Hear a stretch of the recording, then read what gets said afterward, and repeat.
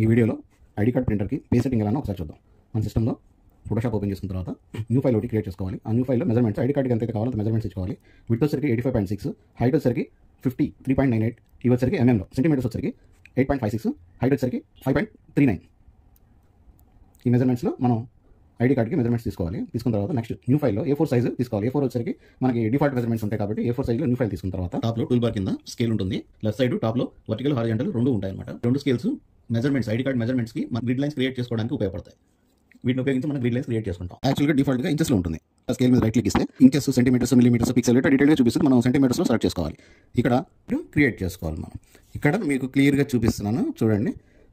Measurements మొత్తం already ఈ పిక్చర్లో ఉంటాయి. రెండు బాక్సెస్లో సెట్ చేసుకోవాలి. ఇక్కడ ఇన్ బిట్వీన్ గ్యాప్ కొన్ని ట్రేస్లో డిఫరెంట్గా ఉంటుంది. ఒక్కసారి ఫస్ట్ టైం ప్రింట్ తీసేవాళ్ళు ఒకసారి మధ్యలో ఇన్ బిట్వీన్ గ్యాప్ చెక్ చేసుకొని టెస్ట్ ప్రింట్ తీసుకొని ఇన్ కేస్ వాళ్ళకి ఏమైనా ఉంటే ఎంఎంలో డిఫరెంట్ వస్తుంది. ఇంకేమన్నా డిఫరెన్స్ ఉంటే కొంచెం ఆ గ్రిడ్ లైన్ని కొంచెం పైకి జరుపుకుంటే సరిపోతుంది.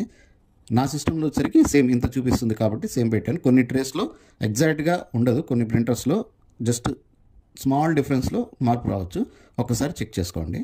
ఇంకా డైరెక్ట్గా మనం పీవీసీ కార్డును పీవీసీ ట్రేలో పెట్టుకొని R200 ప్రింటర్ డ్రైవర్స్ ఇన్స్టాల్ చేసుకొని R200 డ్రైవర్స్తో ప్రింట్ కమాండ్ ఇచ్చిన తర్వాత పేజ్ సెట్టింగ్ చూపిస్తుంది. R200 డ్రైవర్స్ సెలెక్ట్ చేసుకుంటాం. సెటప్లో ఇక్కడ మనం బెస్ట్ క్వాలిటీ సెలెక్ట్ చేసుకుంటాం. సోర్స్ ప్లేస్లో CD డ్రైవ్ సెలెక్ట్ చేసుకోవాలి. టైప్లో CD డ్రైవ్ సెలెక్ట్ చేసుకోవాలి. కింద సైజ్ అని ఉంటుంది. A4 సైజు సెలెక్ట్ చేసుకోవాలి. నెక్స్ట్ ప్రింట్ కమాండ్ ఇవ్వడమే. డైరెక్ట్గా ప్రింట్కి వెళ్ళిపోతుంది. ప్రింటర్లో వచ్చేసరికి 2 కార్డ్స్ ఎట్ ఏ టైం పెట్టుకోవచ్చు. సింగిల్ కూడా పెట్టుకోవచ్చు. మ్యాక్సిమం 2 పెట్టుకోవడానికి ఆప్షన్ ఉంటుంది. 2 కార్డ్స్ పెట్టుకొని ఒకేసారి 2 ప్రింట్ ఇచ్చుకోవచ్చు. ముందుకి వెనక్కి ఫార్వర్డ్ బ్యాక్వర్డ్ మూవ్ చేసుకొని ప్రింట్ ఏరియా సెలెక్ట్ చేసుకొని ఆటోమేటిక్ ప్రింట్ స్టార్ట్ చేస్తుంది.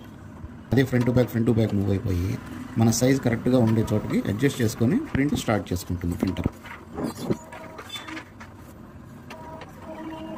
మన వీడియోలో క్లియర్గా చూడొచ్చు అది ఎలా అడ్జస్ట్ చేసుకుంటుందో. ఫ్రంట్ టు బ్యాక్ మూవ్ అవుతుంది. ఇది మనం క్లియర్గా అబ్జర్వ్ చేయొచ్చు.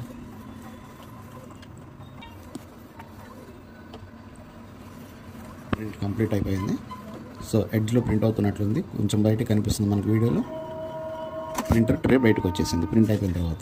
ఇక్కడ అది కాన్ఫిడెన్షియల్ కాబట్టి ఇక్కడ నేను కొంచెం బ్లర్గా పెట్టాను ఇమేజ్. నెక్స్ట్ అవే కార్డ్స్ మళ్ళీ వెనక్కి తిప్పుకొని బ్యాక్ సైడ్ ప్రింటింగ్ ఇచ్చుకోవాలి. సేమ్ ప్రొసీజర్ మళ్ళీ ట్రే లోపల పెట్టేసి ప్రింట్ కమాండ్ ఇచ్చేసి ఓకే అంటే డైరెక్ట్గా బ్యాక్ సైడ్ కూడా తీసేసుకుంటుంది ప్రింట్. సో ఇది బయటకు వచ్చాక ప్రింట్ కంప్లీట్ అయిపోయినట్టు. ఈ వీడియో కనుక నచ్చితే ఒక లైక్, ఒక సబ్స్క్రైబ్.